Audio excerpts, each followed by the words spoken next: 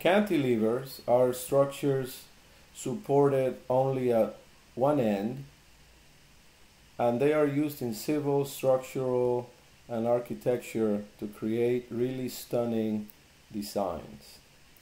The question in this episode is, how long can a cantilever be?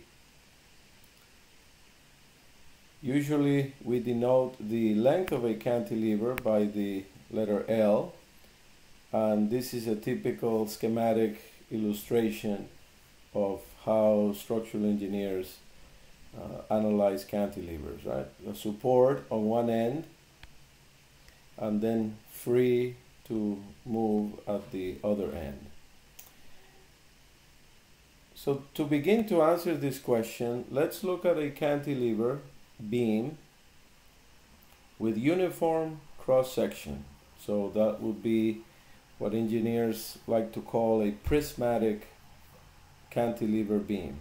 And let's say, without loss of generality, that beam is a circular cross-section with diameter D, and due to its self-weight, that cantilever has a load Q. And if the cross-section is the same throughout the length, then that load will be the same throughout the length, equals to rho G times the cross-sectional area. In the case of a circular cross-section, the cross-sectional area is given by the formula pi diameter squared divided by 2. The bending moment, the flexural moment at the root of the cantilever, at the support, we're going to denote by the letter M, and it's equal to QL squared over 2, where L again is the length or the span of the cantilever. If we substitute in the value for Q, we arrive at this expression right here, which gives you the bending moment due to self-weight at the root of a prismatic cantilever. The stress using Euler-Bernoulli beam theory is given by MC over I. C is going to be equals to diameter divided by 2, and I, pi diameter to the 4th divided by 64, and M, we've already figured that out. Substituting those in and canceling terms that are equal or similar, we arrive at this expression for the stress, the maximum bending stress at the root of a cantilever. As you can see, that expression varies with the square of the length and inversely proportional to the diameter, which means that if you have a material with an ultimate bending stress of sigma ultimate, there is a maximum length that you can achieve. You can just solve for L and you get square root of sigma ultimate times D divided by 4 rho G. So you cannot exceed this length in a prismatic cantilever. So it would appear that the answer to our question of how long can a cantilever be is given by this expression. Now that assumes that the cantilever is prismatic. That means that the cross-section remains the same.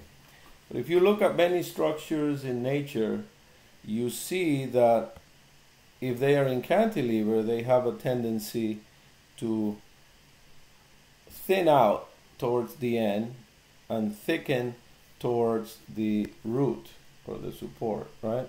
So let's postulate that the diameter of the cantilever, the diameter of the cross section, changes not with the length but with the square of the length. So as you move farther and farther away from the free end, the diameter increases with the square of that distance. So let's see where that leads. Well, if the diameter varies proportional to the square of the distance away from the free end, the load per unit length, or the load of every differential slice of the cantilever, will be given by rho g pi diameter squared divided by 4. But the diameter is changing with the square of the distance. And so by substituting that in, we arrive at this expression here for the load per unit length as a function of the position away from the free end. To compute the bending moment at the root of the cantilever, we simply have to multiply that load Q by a differential width dx corresponding to that load times its distance to the root, which is L minus x, where L is the length of the cantilever, and then simply sum all the differential slices. So we're going to use calculus to do that, or we're going to compute an integral. So we're interested in getting the integral Q dx times L minus x. This here is the load, and this here is the moment arm. So we just add all of those up, and we obtain this integral, which results in the expression given here for the ultimate bending moment, the moment at the root of the cantilever.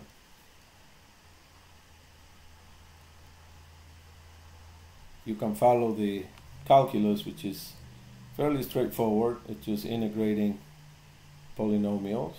With that moment, we can set up the stress mc over I. Again, c is d over 2, and d, as we remember, varies with the square of the length. So in this case, c is alpha L squared over 2. Moment of inertia, the same. We substitute in the expression and cancel out the terms that are similar, and we arrive at this expression right here, which tells us what is the ultimate stress as a function of alpha. But as you can see, in contrast with the prismatic cantilever, in the non-prismatic case, the stress doesn't depend on L, and it doesn't depend on D. So that stress is constant throughout the length. And we can easily solve for alpha, which will tell us how we must vary the diameter to obtain this constant stress. And that comes out to 4 rho g divided by 15 ultimate stress. This ultimate stress is given by the material.